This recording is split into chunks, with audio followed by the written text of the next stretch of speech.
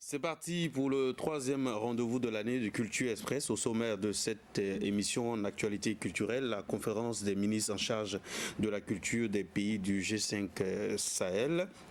Contribution de la culture à la prévention et à la lutte contre l'extrémisme violent au Sahel. Et puis en invité, le chorégraphe burkinabé Olivier Tarpaga et le rappeur Smarty. Et pour en parler avec moi, Sir Païm Ouedraogo, il est directeur de publication de Info Sciences Culture. Bonjour. Oui, bonjour Marius. Oui. Bonjour chers téléspectateurs et téléspectatrices. Moumouni Yerbanga de Radio Jeunesse, bonjour. Bonjour Marius et bonjour fidèles de la télévision nationale de Burkina. Et Eustache Agboton, il est directeur éditorial de Nos Cultures, bonjour. Bonjour Marius et bonjour à tous les téléspectateurs. Voilà, récemment tu étais du côté du Bénin pour le salon national du livre. Voilà. Ouais, c'était la 3e édition du Salon national du livre, qui, comme au Burkina, est une biennale. Donc, ça a réuni l'ensemble des acteurs du 19 au 21 décembre. C'était l'occasion de réfléchir sur la politique du livre au Bénin. Et à l'occasion même, le ministre a proposé et a promis, comme ici, paradoxalement, on en a parlé récemment, pour 2021, la politique nationale du livre. Ok, merci. Sipaïm, avec toi, c'est le numéro 184 de Info Sciences Culture, la une. Il y a un 8 de plus, 104. 104, oh, donc voilà, je en tout cas, 84, on a encore peut-être 2 ans de plus, voilà, pour arriver à là.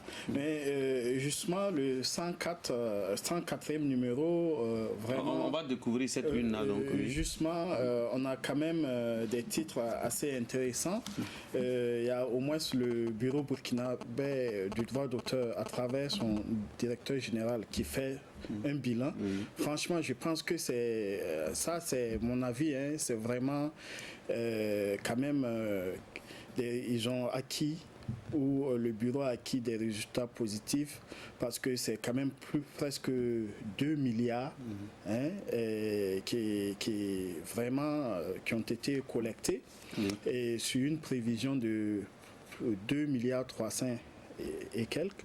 Donc, ce qui veut dire que vraiment, il y a au moins, ils ont pu atteindre 83% de taux de si la réalisation le permet. Voilà. Et maintenant, il y a aussi le Haut Conseil scientifique sur les sciences et la recherche. Il faut quand même mentionner ça parce que c'est la première fois que le Burkina se dote d'une telle structure pour aider au moins à ce que nos scientifiques de haut vol participent réellement au développement du Burkina Faso.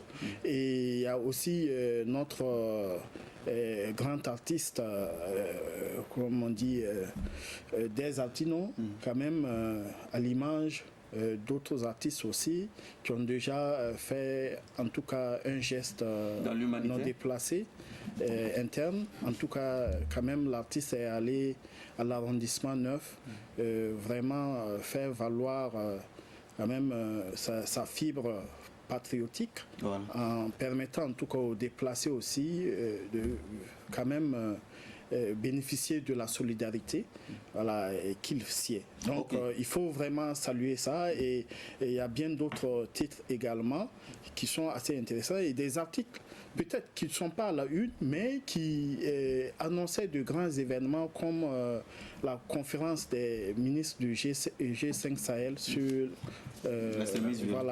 contre l'extrémisme violent là et qui est aussi une première. Je pense que le journal a fait du direct hier, la clôture. Franchement, vous voyez les résultats. On va en parler.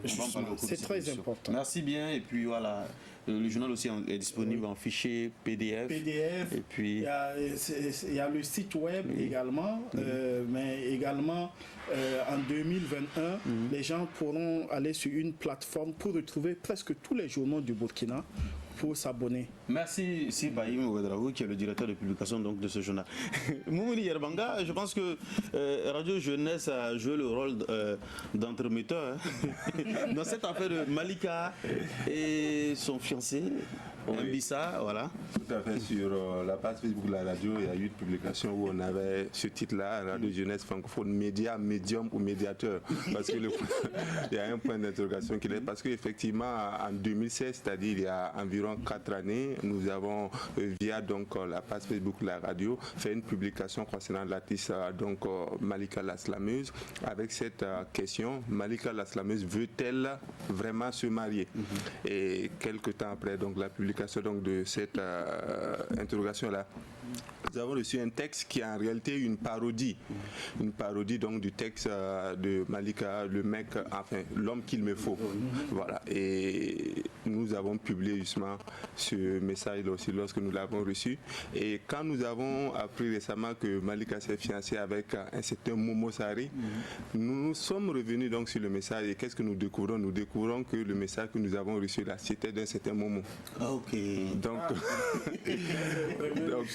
tout porte à croire que c'était le premier contact entre les deux tourtereaux qui, le 13 janvier dernier, se sont donc promis donc le mariage.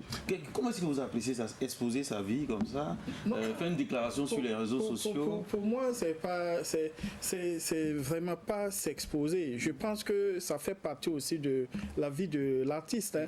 Et il y a même des structures vraiment spécialisées en Occident.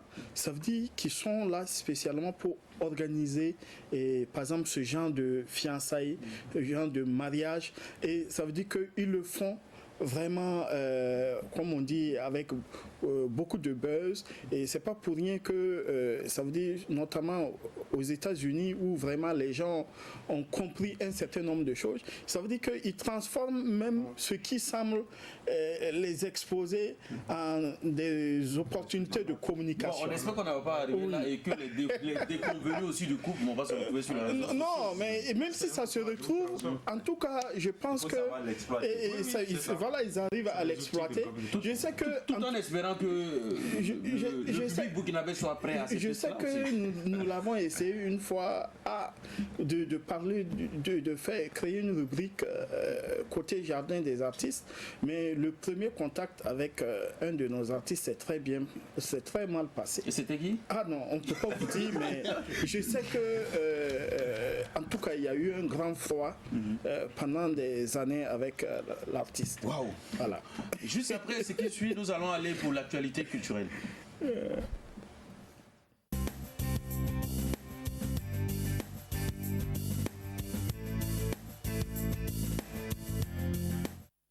Du 15 au 17 janvier, le Burkina Faso a abrité la conférence des ministres en charge de la culture des pays du G5 Sahel, avec pour thème contribution de la culture à la prévention et à la lutte contre l'extrémisme violent. On va suivre donc la clôture de cette rencontre. La culture comme levier qu'il faudra désormais activer dans la lutte contre le terrorisme et l'extrémisme violent. Les pays du G5 Sahel résolument tournés vers cette nouvelle approche.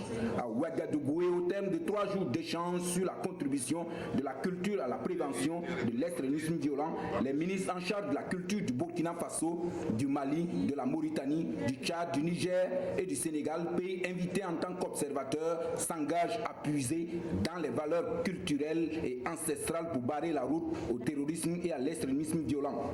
L'acte majeur ou la feuille de route, dite déclaration de Ouagadougou, est allé dans le même sens.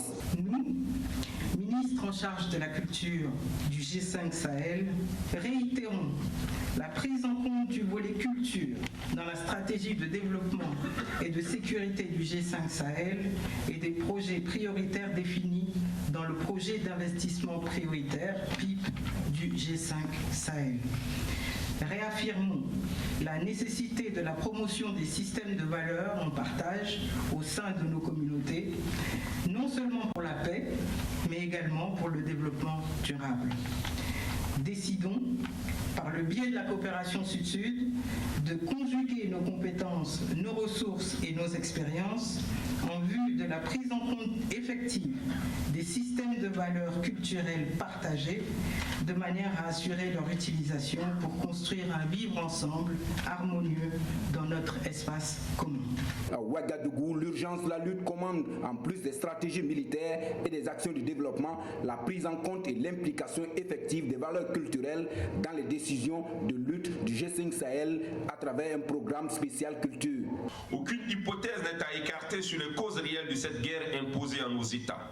La réponse militaire ne saurait être la seule alternative dans la lutte contre le terrorisme. C'est pourquoi il importe d'impliquer tous les acteurs, chacun en ce qui le concerne, à la recherche de solutions durables. Parce qu'elle est au commencement et à la fin du développement, la culture en ses aspects matériels et immatériels devrait permettre de bâtir une société humaniste et prospère. Outre la déclaration de Ouagadougou, la rencontre a accouché de deux appels, dits appels des autorités coutumières et traditionnelles, des artistes et des écrivains, qui eux aussi sont en phase avec les stratégies du G5 Sahel en matière de lutte contre le terrorisme et l'extrémisme violent au Sahel. Merci bien. Si votre journal Info Sciences Culture a fait un travail formidable en termes de couverture médiatique et tout, on a pu avoir beaucoup d'informations à travers donc Info Sciences Culture sur sa page Facebook. Qu'est-ce qu'on peut retenir au sortir donc de cette conférence? Je dis que c'est vraiment un des événements où en tout cas au niveau régional, nous avons assisté vraiment à un vrai bouillonnement des intelligences. Ça veut dire trouver une solution, une réponse appropriée, en tout cas au problème de terrorisme, et pourquoi même pas même du djihadisme qui est en train de créer de sérieux problèmes dans notre région. Si vous voyez, vous avez constaté, ça veut dire que on a tenté, les terroristes ou les djihadistes ont tenté de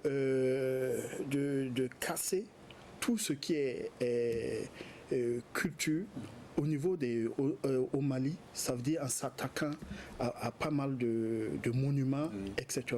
Au Burkina, c'est vrai qu'on n'a pas ressenti ça, mais ils ont essayé en tout cas de mettre à dos des religions et de faire croire que c'est telle ou telle religion qui est justement. Et je pense que, en tout cas, même au niveau coutumier, le fait de s'en prendre à certains chefs, je pense que les problèmes, quand on visite ou on revisite, et il y a le cas de Yirgou et tout ça, justement, c'était fait à dessein pour pouvoir créer un peu vraiment ces massacres, cette tambouille-là.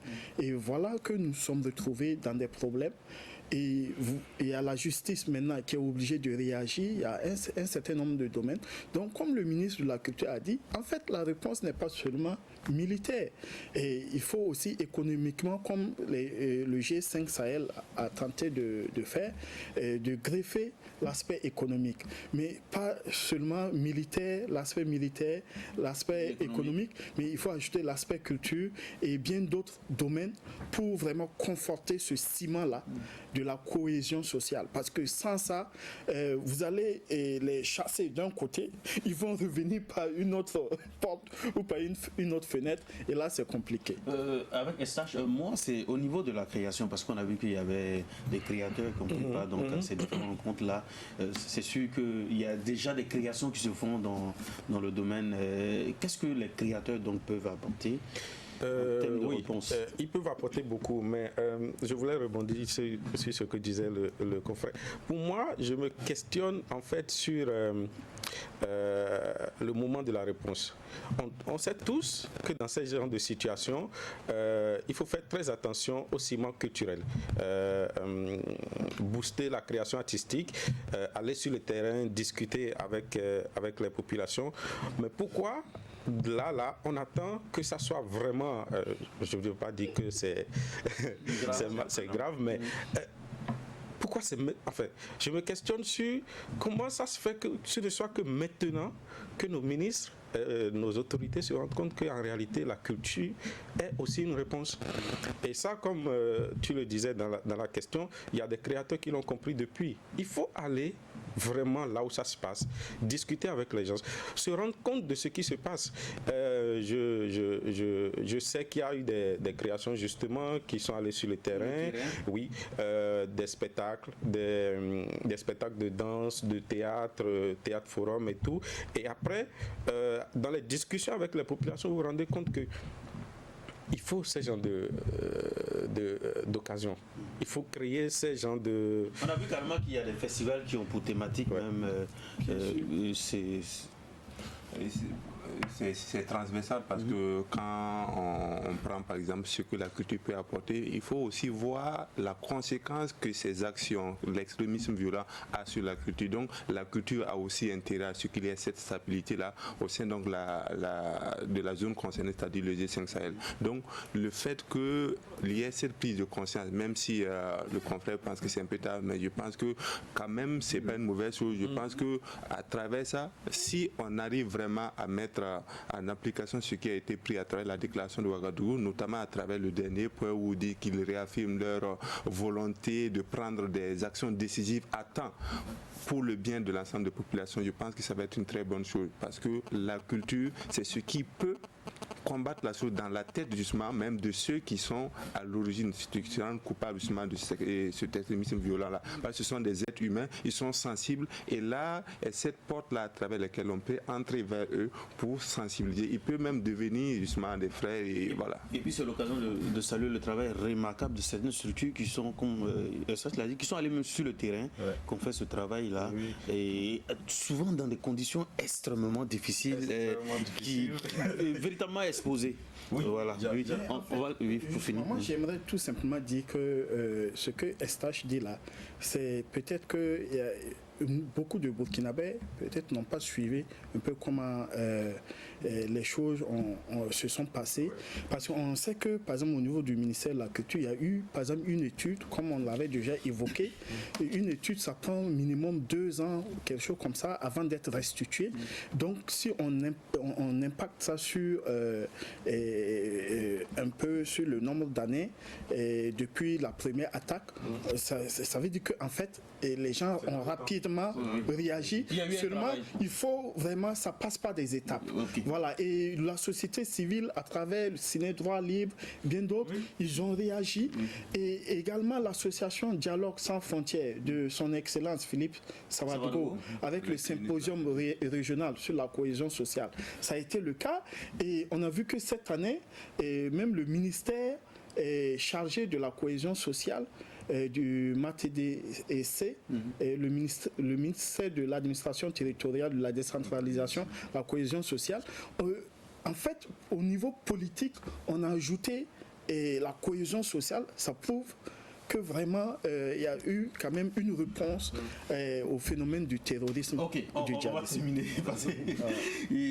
On reçoit un invité, il est installé à Philadelphie. Olivier Tarpaga est un musicien, danseur, chorégraphe et consultant en art de la scène. Il est directeur artistique du Festival international des arts multiples Nomad Express, le fondateur et directeur artistique du groupe musical de renommée internationale d'Afra Drum depuis 1995 et cofondateur de Baker and Tarpaga Dance Project, maître de conférences au département de danse de l'Université des Arts de Philadelphie et chargé de cours au département de danse de Princeton University.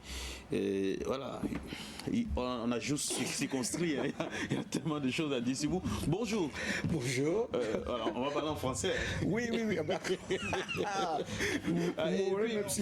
il y a le look qui va avec. Bon, on peut essayer l'anglais aussi. Voilà. Ma première question est déjà, quelle est votre récente actualité en termes de création?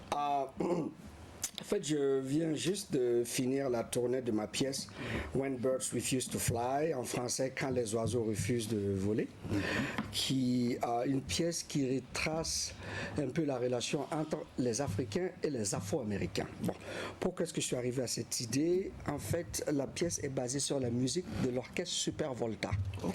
Alors, pourquoi l'orchestre Super Volta? Parce que l'orchestre Super Volta, dans l'orchestre, mon père était un des saxophonistes. Et l'orchestre, à un moment, était basé dans la cour familiale à Dapoya. Donc, je me rappelle des années, je suis né qu'en 78, mais je me rappelle vers 81, 82, j'étais tout petit, je rentrais toujours dans la salle des instruments, j'étais curieux, je voulais tout casser, parce que jouer la musique c'était cool, mais en cassant ça faisait cool aussi à être un enfant. Voilà, donc vous pouvez imaginer les parents, les papas africains, voilà, c'était chaud. Hein. Voilà, donc et je pense que le parcours artistique a démarré de là, parce qu'il y avait cette connexion familiale. Et donc, du coup, quand j'ai perdu mon papa en 2004 et que j'étais à New York, et j'ai travaillé pour la Connecticut Ballet, je suis rentré pour pour dire au revoir au cher père. Et là, ma mère m'a remis un sac avec des disques vinyles en me disant, écoute, je pense qu'il aurait aimé que tu aies ces disques. Donc je suis rentré et j'ai pris 12 ans pour ouvrir le sac. Je savais ce qui était dedans, mais je ne me sentais pas prêt à rentrer dans un monde qui ne va pas juste être écouter de la musique, ça allait apporter d'autres situations. Donc du coup, en 2016, je suis parti à Los Angeles voir un DJ qui a beaucoup travaillé avec will.i.am, et que je connais très bien, qui savait comment nettoyer la chose. Et on a écouté le premier morceau, deuxième morceau, personne ne parle. Troisième, on se regarde, il me dit, mais qu'est-ce que tu vas faire avec cette chose? Et j'ai dit, écoute, je pense que je suis en train de vouloir créer la prochaine pièce pour voir ma relation personnelle en tant que chorégraphe avec la musique de mon père et ses compagnons. Et plus tard, en tant que chorégraphe de danse contemporaine, on ne va pas dans un studio puis on commence à sauter et puis on trouve des mouvements et on dit voilà, il y a une pièce. Il y a toute une recherche derrière, il y a beaucoup d'intellectualité dans l'affaire. Donc j'ai beaucoup écouté la musique et j'ai commencé à sentir un peu cette touche, un peu de James Brown, un peu de Otis Redding, je sentais un peu du Marvin Gaye, bien sûr avec 80% de musique de touche à la burkinabé. Et je me suis dit attention, si cette musique qui se jouait depuis 1966, quand l'orchestre a été fondé, jusqu'à, je pense, 1982, si je ne me trompe pas. Ça veut dire qu'une musique afro-américaine a aussi sûrement affecté ou donné une touche à la musique du Super Volta, hein. Je ne veux pas me tromper, mais par rapport au morceau qui me touchait plus. Et donc du coup, je me suis dit, bon, je ne peux pas parler que de la musique du Burkina sans donner une note par rapport aux Afro-Américains qui ont inspiré cette musique. Donc du coup, le problème c'est que je regarde les années 60 au Burkina et aux États-Unis. Qu'est-ce qui se passait pour les Noirs américains qui jouaient ce style de musique? Ils jouaient pour le Black Liberation, ils jouaient pour le mouvement de droits civiques. Pendant que nous, on jouait ces genres de musique pour célébrer nos indépendances. Donc vous voyez un peu ce paradoxe. Et ça vous a mis combien de temps? Vous avez deux ans de recherche et de création. Oui, et combien de dates? On a déjà fait 14 dates dans plein de... On a commencé à Pittsburgh, après on était à Bryn Mawr en Pennsylvanie, ensuite on a été au grand festival d'art à l'Institut français de New York, au Crossing the Line. Oui. Oui, c'est pour dire, quand on parcourt un peu votre CV que nous avons eu par l'intermédiaire de Marius, c'est fascinant, vous avez fait le tour du monde, mais comment vous expliquez le fait que sur le plan national dans votre pays, vous êtes si peu connu? C'est bien sûr, il y a certains acteurs du domaine donc, qui vous connaissent, mais pour le grand public, vous êtes un parfait inconnu. Comment vous pouvez expliquer cela? Juste pour rire, je veux aussi inviter les médias à aller vers les formations et nous dénicher. Oui, mais moi je suis allé par exemple sur votre plateforme Facebook, j'ai rien obtenu. Oui, oui, parce qu'on a tous une relation différente avec les réseaux sociaux. Moi, je vais, je rentre vraiment, je connecte avec les amis, et puis bon, j'annonce, les tournées, ils sont annoncés, mais en même temps, je ne suis pas le mec avec les selfies tous les jours. Ça va pas se faire. Mais bon, franchement... Oui, je pense que ma tête était vraiment enfouie à la créativité, à la recherche et puis aussi à l'enseignement. Le fait que je commence à avoir un rôle plus important à Princeton University, avoir le chapeau du premier directeur du African Music Ensemble de Princeton University qui a été nommé, et être aussi, je viens juste d'avoir le Caroline Hirsch, chorégraphe en résidence, qui est donné aux chorégraphes comme Anne-Theresa de Kersmacher, qui est un des plus grands noms de danse en Belgique, et voir mon nom à côté, c'est incroyable. Et des choses comme ça. Donc du coup, ça te donne un autre chapeau pour des responsabilités au niveau des facultés. Non, ben moi je pense que Olivier, il peut ne pas s'intéresser aux réseaux sociaux, mais quand même, il peut aller créer un site web et bien d'autres, avoir un attaché de presse. Je sais que beaucoup d'artistes sont venus au Burkina, ils avaient des attachés de presse, et ça permet au moins pour tous les médias qui veulent entrer en contact avec eux, non seulement de pouvoir le faire plus aisément, de pouvoir préparer les rendez-vous et les différents les entretiens. Et je pense que ça a permis quand même aux journalistes de pouvoir très bien découvrir l'artiste qu'on a en face. Non, maintenant, c'est comme j'ai dit, aux États-Unis, j'ai l'impression que les gens sont apparemment très occupés par leur création, par leur travail au quotidien, que bon, on se dit que non, on n'a pas ce temps-là pour vraiment communiquer, alors que ça aussi c'est une donne importante. Voilà, par exemple, je disais tout de suite, bon, c'est justement à travers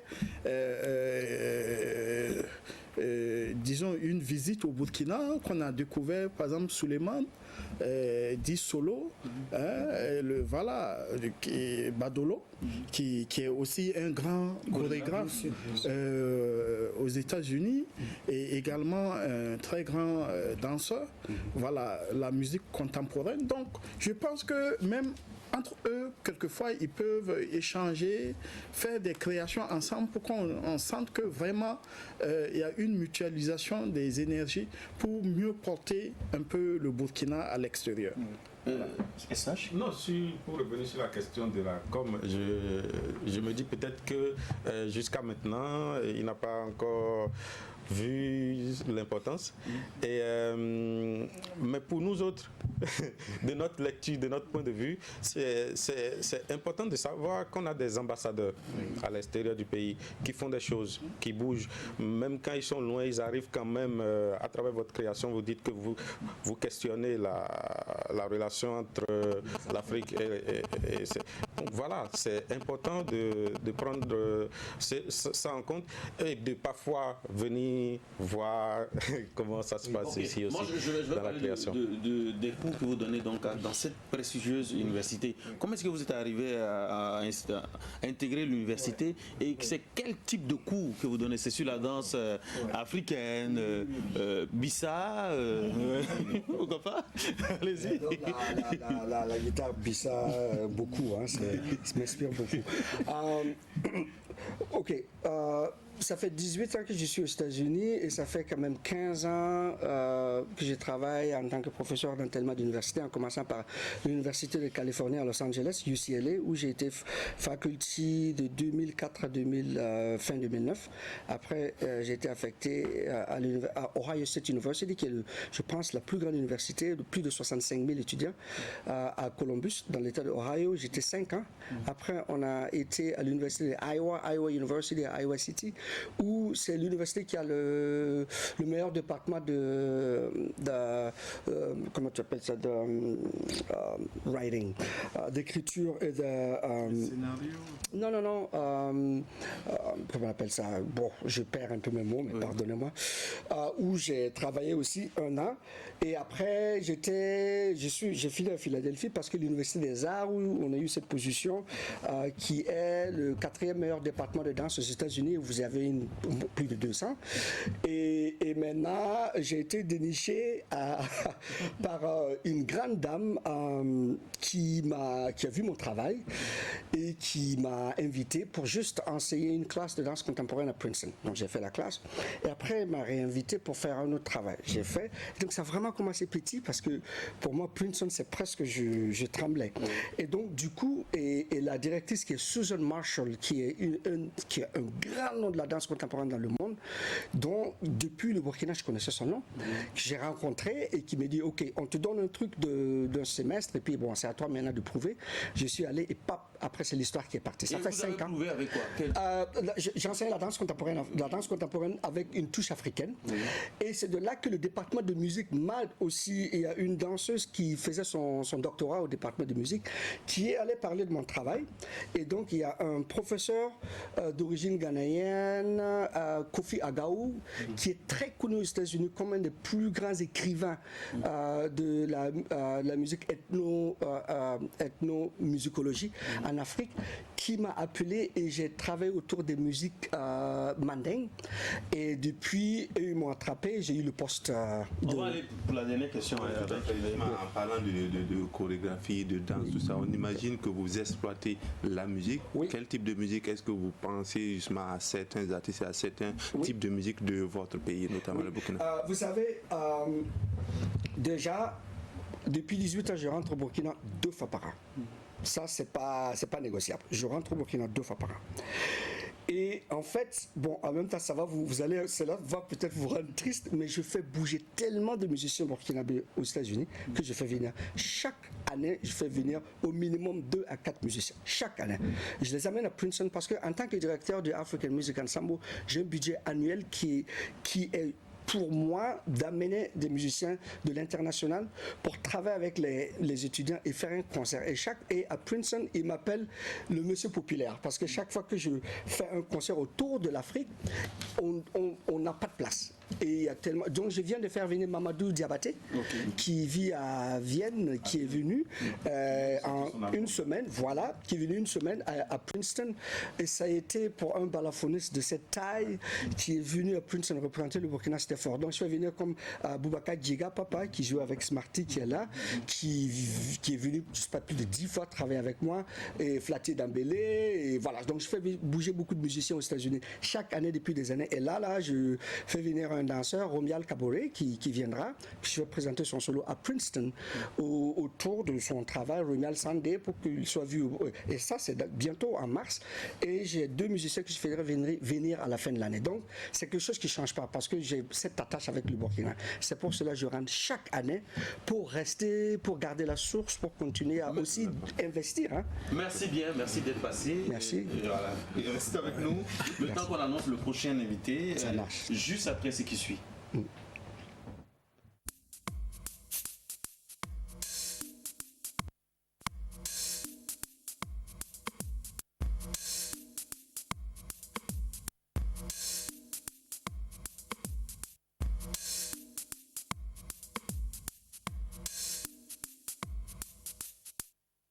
Il a été prix découverte RFI 2013 avec l'album African Colors, aussi producteur d'artistes et entrepreneur à travers la marque Bewin. C'est Smarty qu'on reçoit. Bonjour. Bonjour. Un plaisir pour nous en tout cas de te recevoir. Le plaisir est partagé. Ouais. Je salue les téléspectateurs qui nous suivent en ce moment. C'est toujours un bonheur d'être à la télé nationale avec des journalistes comme vous. Récemment, tu as proposé un titre parlant de la situation du pays. C'est quelques morceaux choisis. Notre réveil sera brutal si notre unité dépend seulement des cartes électorales. Parle-nous de cette chanson. Je pense que c'est un single qui probablement va sortir. J'ai pas de date, j'ai pas de titre. J'essaie comme ça de jouer avec les 80 000 abonnés qui sont sur ma page. On dit toujours c'est pas beaucoup, mais pour moi c'est assez. Et voilà, je leur ai demandé de me donner un titre et tout. Bon, c'est simplement pour dire que j'ai jamais changé de position. Hein. Ça a toujours été ça, c'est de dénoncer et tout. Je me souviens que j'ai en tout cas été parmi les seuls artistes qui, pendant la transition, a écrit une chanson pour critiquer la situation, au moment où peu de personnes le faisaient. Je pense que je prends quand même assez de risques, mais c'est des risques que j'assume parce que c'est un choix.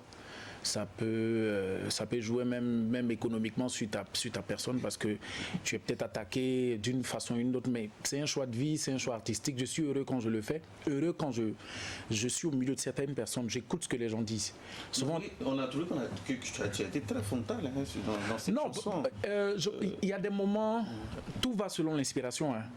Il y a des moments où je suis inspiré, j'écris des textes qui ont une certaine couverture, et il y a des moments où il faut aller à mot découvert pour que tout le monde puisse toucher au point du mal. En réalité, la critique que je fais dans mes chansons, ceux qui sont critiqués vont penser que c'est contre eux, alors que non. Je pense que souvent on dit il y a le fou du village qui souvent apporte aux autorités ce que ceux d'en bas disent.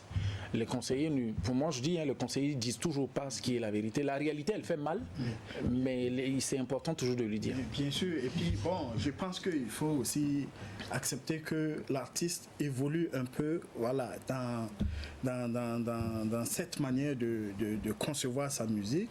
Ça veut dire de communier côté inspiration avec ces mélomanes et pourquoi pas le public. Bon, maintenant, c'est de voir justement au niveau de cette chanson, qu'est-ce qui a motivé vraiment l'artiste à le faire? Parce que d'une dénonciation à une autre, en tout cas, il y a toujours des motivations. Yeah. Voilà. Non, ce qui m'a motivé à le faire, c'est un peu, je pense que c'est un peu un ras-le-bol. Parce que c'est ce que tout le monde ressent aujourd'hui. C'est forcément tout le monde. Forcément tout le monde. Attends, peut-être les gens que tu crois. Je pense qu'il faut avoir un peu de respect pour les parents qui ont leurs enfants qui tombent tout le temps au front, quoi. Même si on dit que c'est des militaires qui sont engagés, c'est aussi des êtres humains, c'est des Burkinabés comme nous. C'est des gens qui tombent chaque jour. Et je sais que tout le monde dans son foyer prie, même quand on n'a pas de lien avec ces familles-là, que ça s'arrête. Parce que c'est difficile. Et aujourd'hui, je pense que la solution est dans les mains des autorités et n'est pas forcément uniquement dans les discours, dans les rencontres. C'est un peu ce que j'ai dit en fait. Donc il faut à un moment qu'on quitte les bureaux, qu'on réellement on prenne des bonnes décisions. Ce que je dis, et je le répète, ce n'est pas dans le sens, c'est pas de façon antagonique. C'est qu'il faut prendre du recul, écouter la chanson et réellement en tirer réellement le fond du truc. Même quand j'ai sorti du chapeau du chef, précision, quand j'ai sorti du chapeau du chef, je me souviens, c'est une petite anecdote, je me souviens qu'on était allé à la CNC. En ce moment, c'était toujours le président Blaise qui était au pouvoir. Quand on a voulu jouer le chapeau du chef, mais on a failli être interrompu. Donc c'est pour dire que rien ne change. C'est pour dire que rien ne change. Il y a d'aucuns diront non, tu t'attaques au régime. Non, je ne m'attaque pas au régime. Quand je critique, par exemple, quand je fais une chanson comme Bienvenue, ça ne s'adresse pas forcément au régime. Mais je pense que ça s'adresse à tout le monde, tous ceux qui ont un poste de responsabilité, qui peuvent permettre un changement de mentalité, une nouvelle façon de faire. Ça s'adresse à ces gens. Justement, est-ce que cette façon de voir ce positionnement-là artistique que vous avez, est-ce que c'est ce qui justifie un peu ce qui vous arrive, notamment de façon perpétuelle? On a vu que récemment, notamment, vous avez fait une sortie sur les réseaux sociaux où vous avez dit ce qu'on a dit sur vous à travers des connaissances. Est-ce que c'est ce positionnement-là qui explique le fait que vous soyez victime, si on suffit à ce que vous avez publié? Non, ça, je pense que je suis habitué. Je suis dans la musique, ça fait 20 ans. Et pas n'importe quelle musique, je suis dans le rap, ça fait 20 ans. On ne reste pas longtemps surtout dans cette discipline-là, c'est longtemps. Et je remercie Dieu déjà pour ça. Et moi, je pense que le métier, je vais l'arrêter, tôt ou tard, parce que rien n'est éternel. Mais je pense que c'est seul Dieu qui va décider. Et je l'ai toujours dit, le jour où je ne me sentirai pas inspiré, je vais arrêter. Le don que j'ai, la petite force que j'ai, d'écrire et de faire ce que je fais, je ne le dois qu'à Dieu en fait. Oui, c'est pour abonder dans le même sens, parce qu'on a l'impression que tu as mal à partir avec certains acteurs de la culture. C'est très récurrent donc de constater ces chaudes empoignades sur les réseaux sociaux. Est-ce que ce matin est incompris ou bien il est difficile? Je ne dis pas que je suis incompris. Je pense que pour moi personnellement, je pense que je me suis fait une raison. Je vous donne un exemple.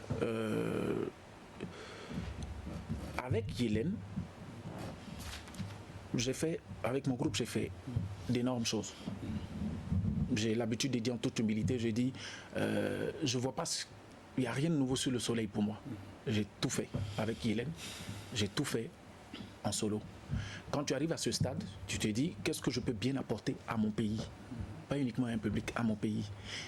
Et tu te donnes d'autres challenges, c'est de réussir à l'extérieur. Moi, je suis dans mon pays, je vois des Met James, je vois des Dadjou qui viennent faire le plein des stades ici en tant qu'artiste. Ils font pleurer. En tant qu'artiste, je suis un soldat de la musique burkinabé.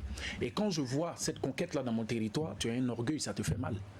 Il n'y a pas un artiste au Burkina ici qui est content tout le temps de faire les premières parties des autres artistes. Moi, je souhaite que Flobi aille au Bénin et que Toufan fasse sa première partie. Je souhaite demain que d'autres artistes burkinabés aillent en France, qu'ils aillent remplir des Bataclans. C'est tout mon souhait. Et je me suis lancé plutôt dans cette voie. Mais je trouve qu'il n'y a pas d'encouragement. Je ne demande pas de l'argent ni de soutien de quelqu'un. Je le fais avec mes propres moyens. Mais quand en 2018, vous sortez un clip comme Bienvenue, et je précise, ce n'est pas une frustration. Je n'ai jamais été frustré. Je continue parce que je me dis que tout ce que Dieu fait est bon. Je sors une chanson comme Bienvenue, un clip comme Bienvenue, qui, avec toute la qualité qu'on a, je ne vais pas vous expliquer les moyens qui ont été mis dans ce clip, et que l'année suivante au Koundé, il n'est même pas sélectionné en compétition parmi les meilleurs clips, ça veut tout dire. Comment voulez-vous que dans mon coin, je puisse avoir du respect pour ceux qu'on appelle les gens du showbiz? Non. Par contre, je ne vais pas en guerre contre eux, je me retire. Et je fais mon business à côté. Après, ils disent des choses qui me reviennent naturellement, que je ne cherche même pas à savoir. Et dans mon poste, j'ai dit, je remercie Dieu. J'ai dit, je les pardonne parce que je ne les en veux pas. Je remercie Dieu plutôt de m'avoir fait savoir réellement sur cette table ceux qui parlaient de moi. Au moins, sans oublier les soucis que vous avez avec les journalistes. Et c'est fréquent, hein? C'est pas fréquent, j'ai aucun souci avec les journalistes. Je suis plutôt franc et direct. Je suis cru. Si les gens étaient comme moi, on n'allait pas avoir de problème. J'ai un problème, Moumouni Yermanga, il a fait un post. Les propos sont très forts. J'arrive. Il a fait un post où il a dit quelque chose qui ne me plaît pas. Je le fais savoir. Après, on se contacte, ou ça peut monter, mais après, quand on se parle, on se comprend. Il y a des gens avec qui j'ai eu des prises de bec qui aujourd'hui sont mes meilleurs amis. Je ne vous dis pas, par exemple, mais le DG Walid Bara, aujourd'hui, on est le meilleur pote du monde. Mais ça s'est fait sans bruit. Personne ne le sait. C'est ici que je dis, mais personne ne le sait. Aujourd'hui, je vous le dis, avec Walib, on est vraiment. Il m'a même donné des coups de main aujourd'hui dans plein de choses. C'est pour dire que la franchise, c'est cette franchise-là qu'on doit avoir dans le showbiz. Qu'est-ce que vous attendez des journalistes avant que lui... Parce qu'on a l'impression que vous attendez beaucoup des journalistes. Je n'attends... Non, détrompez-vous. Qu'est-ce que moi j'attends des journalistes? Non. Moi, je suis trop petit pour attendre des choses des journalistes. Je ne suis pas le seul artiste burkinabé. On est au moins 5000. Donc, je suis trop petit pour demander, pour dire qu'est-ce que j'attends des journalistes. J'essaie, moi, en tant qu'artiste, de faire de mon mieux pour contribuer au développement et à l'évolution de mon pays. C'est ça.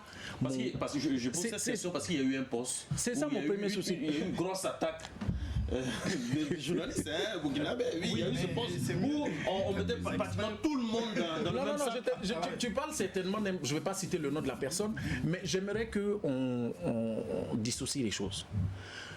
Quand je fais une critique sur un journaliste qui a eu un écart de langage, parce que quand un journaliste écrit, il rentre dans la vie privée d'un artiste et qu'il dit de cet artiste qui est une icône, qu'il couche avec un artiste qui l'a produit, moi je défends. Je vais au créneau, même s'il ne parle pas de moi, je défends ça parce que je dis pour des raisons d'éthique, ça ne se fait pas. Après, il ne faut pas que tous les journalistes se sentent concernés. Non, c'est de ça que je suis en train de parler. Parce que, excuse-moi, je vais terminer sur ça. Il y a une solidarité souvent qui ne contribue pas à la bonne marche même de votre corporation. Je pense que souvent, il faut que vous regardiez droit dans les yeux et que vous dites « Hey, petit frère, là, tu as déconné. On ne fait pas ça. » Moi, je veux revenir sur votre reconnaissance sur le plan national. Est-ce que le véritable problème, c'est pas que depuis que vous avez commencé votre carrière, vous n'avez pas réinventé votre musique? On sait qu'il y a eu le chapeau du chef, après il y a eu Bienvenue, comme vous dites, mais Smarty fait toujours du Smarty, alors que les autres artistes que vous dénoncez, eux, ils sont dans une perpétuelle recherche de... Je ne dénonce aucun artiste. Après, si vous dites que je ne fais pas de recherche, c'est que vous ne me connaissez pas.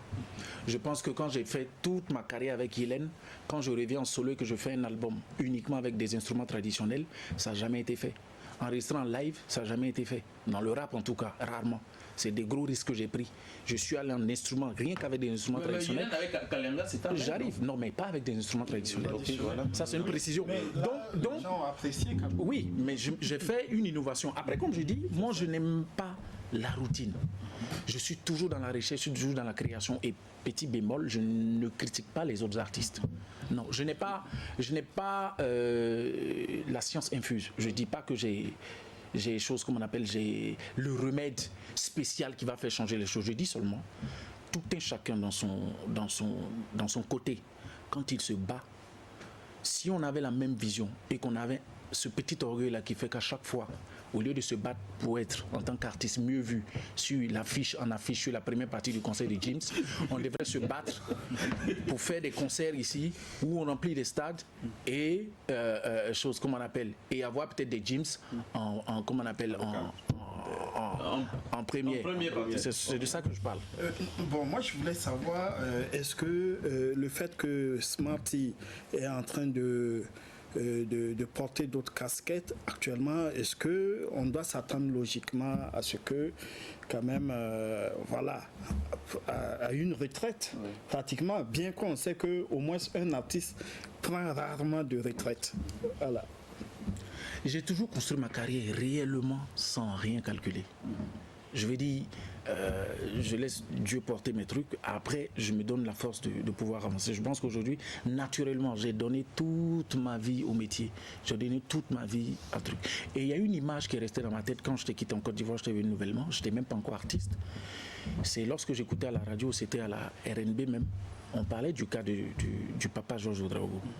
Au moment où j'ai vu les gens téléphoner Et les gens faisaient un cas spécial. Il fallait cotiser pour l'aider. Il fallait ça, il fallait ça, il fallait ça. Aujourd'hui, ce qui me fait mal, c'est qu'on va revenir sur ma retraite. Aujourd'hui, ce qui me fait mal, c'est que j'ai l'impression que au Burkina, on a tendance tout le temps, je le disais hier, à casser les références. Quand on dit qu'il n'y a pas de référence, il y a des références. Pour moi, Georges Ourago, c'est une grosse référence. Quand un Nigérian fait un clip et qu'il affiche dans le clip Fela, pour moi, Georges Ourago, c'est une référence. Mais pourquoi aujourd'hui les jeunes n'en parlent pas? Parce que réellement, on ne nous fait pas savoir l'homme qu'il a été. On ne nous dit pas toutes les tournées qu'il a fait à l'international. Vous voyez, c'est un exemple aujourd'hui. Donc, moi, ma retraite, je pense que j'ai donné toute ma vie à la musique et je vais continuer à faire ça.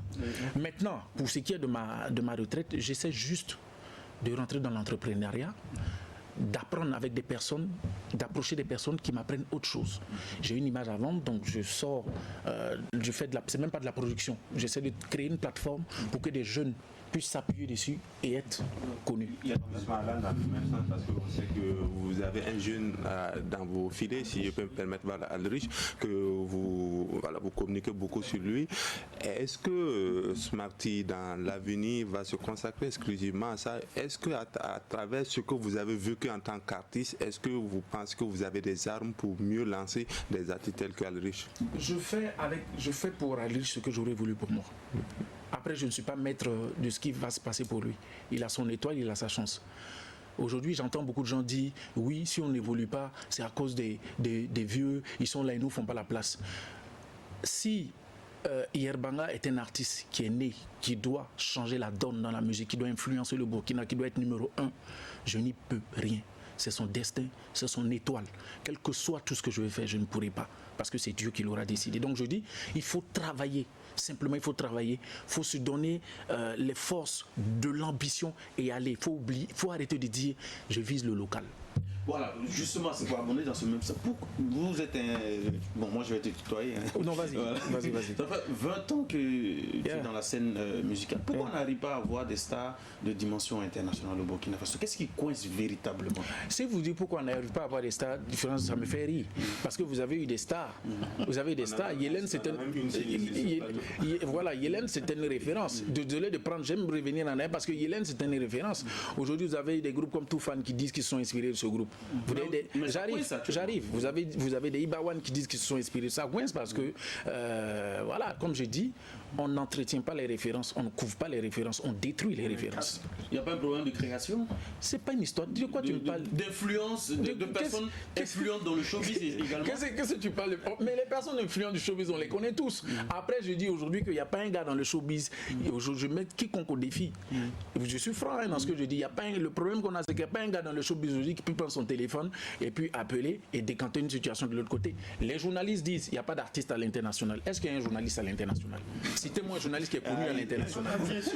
Non, je parle culturellement. Oui. Moi, j'adore, je vois les jeunes, quand je dis référence culturelle, le journaliste, pour moi, est celui qui influence. Alors, au local, il y en a, oui. Il y en a qui, quand ils écrivent sur toi, la donne change, c'est clair. Il y en a qui, quand ils écrivent sur toi, au contraire, même tu payes des followers, tu payes des abonnés. Il y en a ici.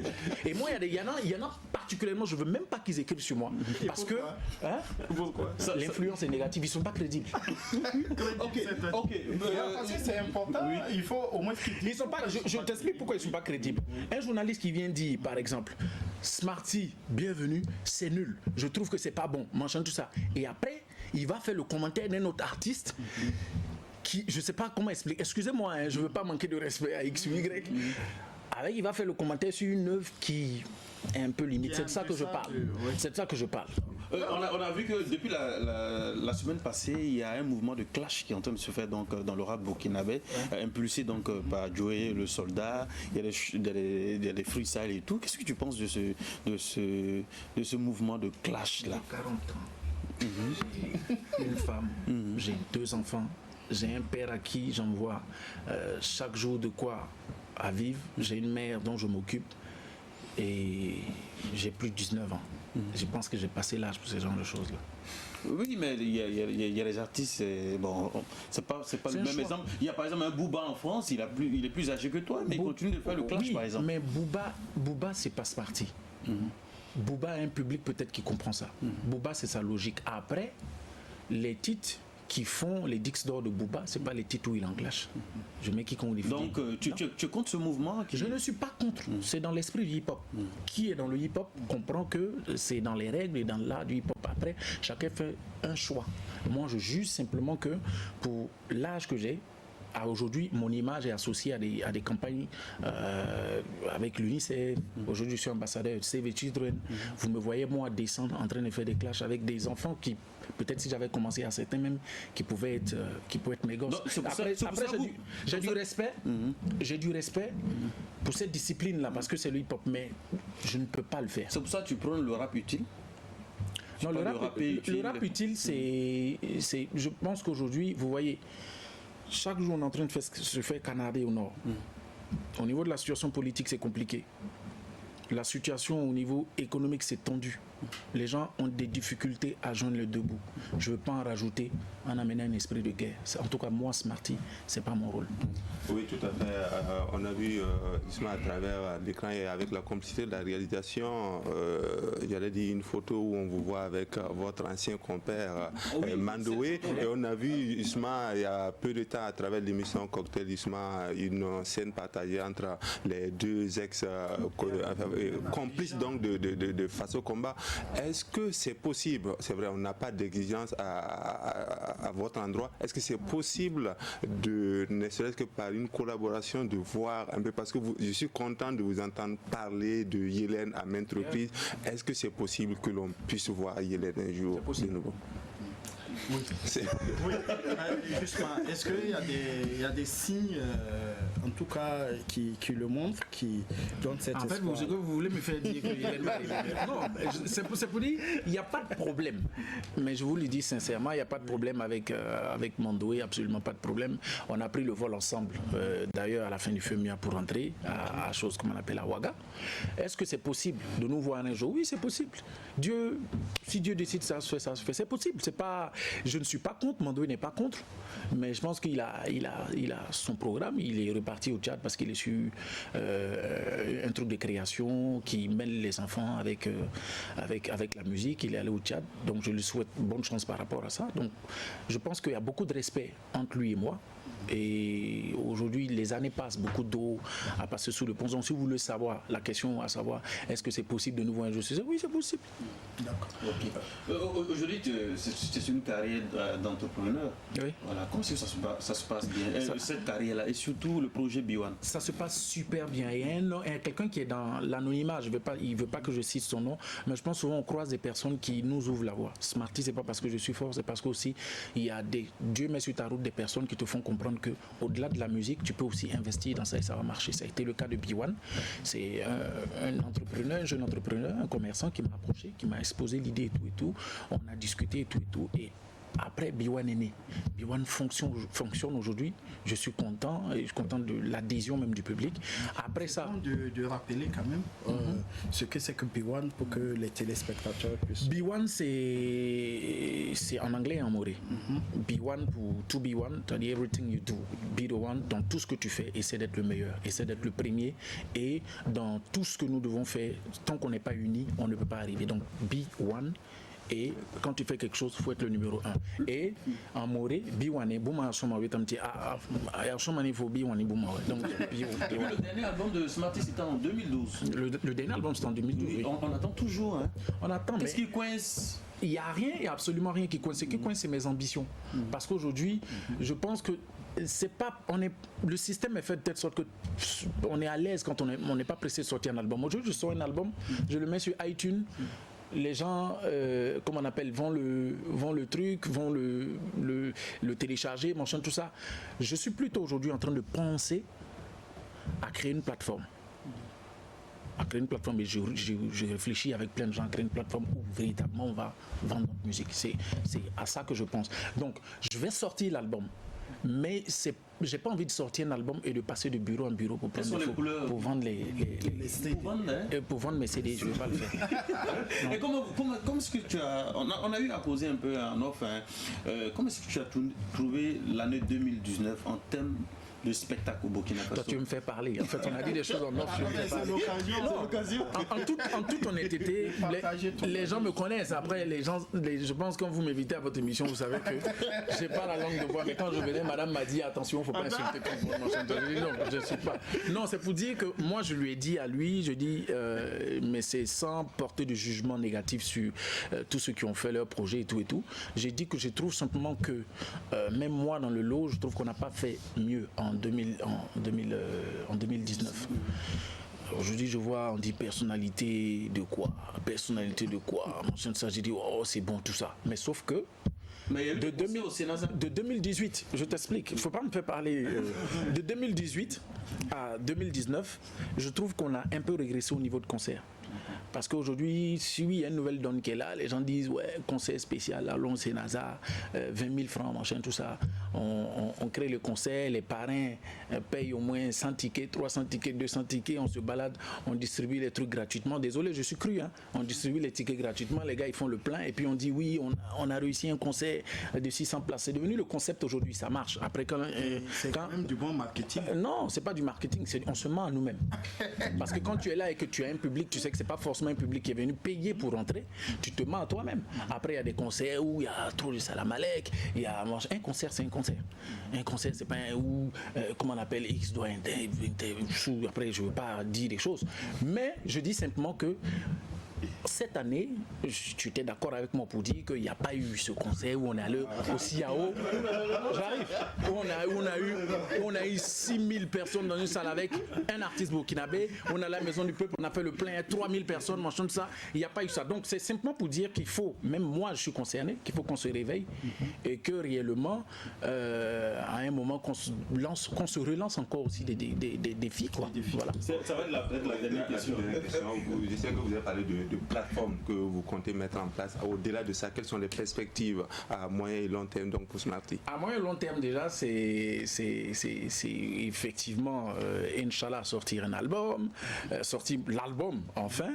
Et voilà, à long terme, c'est véritablement tourner et exister. Moi, je dis exister parce qu'aujourd'hui, comme je dis, le plus gros serpent, c'est le serpent qui a su se cacher. Je ne dévoile pas ce que je fais. Je laisse l'attitude aux gens de découvrir. Je ne veux pas de pression, je vis sans pression, je vis ma culture et mon art sans pression. Et petit bémol, hein, vous voyez, j'ai un large sourire. Tout ce que je dis ici, c'est juste des critiques de façon positive. Il ne faut pas qu'on dise encore la grande gueule à parler. Voilà. Merci d'être passé. Merci à vous. Et puis on suivait un bout de la vidéo de Alrich, Petit Monde. Si le temps nous permet, on va terminer. Voilà, on va terminer donc avec cette vidéo là. Et puis c'est un plaisir de faire cette émission. On va se retrouver. C'était pas mordant, hein, ça va. Oui. Pourquoi pas un acte 2 avec Smart. Donc je pense que ça sera un grand plaisir. Ça sera un grand plaisir. Donc on se retrouve la semaine prochaine. On va finir avec Alrich si le temps nous permet. Hein. Voilà, la semaine prochaine pour un autre numéro de Culture Express.